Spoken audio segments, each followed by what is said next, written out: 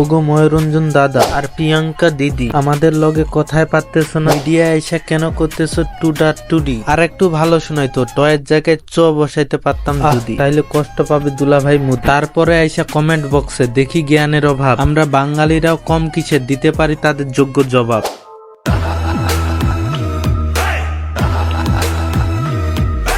যাই হোক, এখন আসল কথায় ফিরে। যেই দিন থেকে হাসিনা গেছে ওদের দেশে পালায়, ওই দিন থেকে শুরু করছে অনেক কথা, যেই কথা শুনা আমরা পাইছি মনে অনেক ব্যথা। ওই ব্যথাকে শক্তি কইরা দিব ওদের পিছনে এমন খাপ খাইয়া বলতে বাধ্য হবে বাংলাদেশ ওদের বাপ।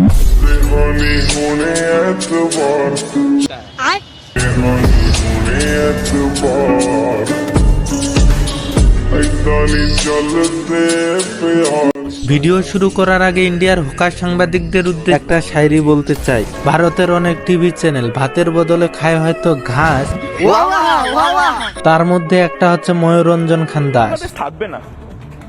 থাকবে না বাংলাদেশ। কেমন দিলাম? এই হকার মাদার টোস্ট গুলা বলতেছে যে তাদের কাছে খাদ্য সামগ্রী না পেলে না খেয়ে মরবে। যে দেশটা ভিক্ষা করে চলছে, ভারতের দয়া চলছে, ভারত থেকে দেশটা না খেতে পেয়ে মরবে। আসুন আগে তাদের অবস্থাটা দেখাই। যাই হোক, অনেক মজা করছে, এবার কাজের কথায় আসি। ওরা আগ বাড়িয়ে চাচ্ছে আমাদের সাথে যুদ্ধ করতে, আমাদের চট্টগ্রামকে দখল। চট্টগ্রাম যদি ভারতে চলে আসে, সেদিন চেষ্টা করলে আমরা চট্টগ্রাম, রংপুর, সিলেট সবকিছু নিয়ে নিতে পারতাম।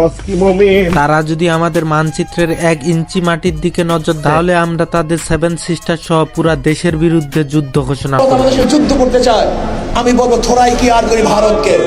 ভারত আমাদের সাথে যুদ্ধ কোনোদিন করবে না।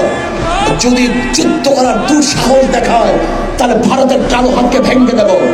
সোজা বাংলায় বলছি, খাস বাংলায় বলছি আমরা ভারতকে দেখে নিব। ভারত আমাদের পায়ের তলে এসে পা চাপবে আবার। তুমি ভাই আসো আমাদের বাংলাদেশে, একটু আসো। তো আজকের ভিডিও এই পর্যন্ত, আশা করি ভালো থাকবেন। আল্লাহ হাফিজ।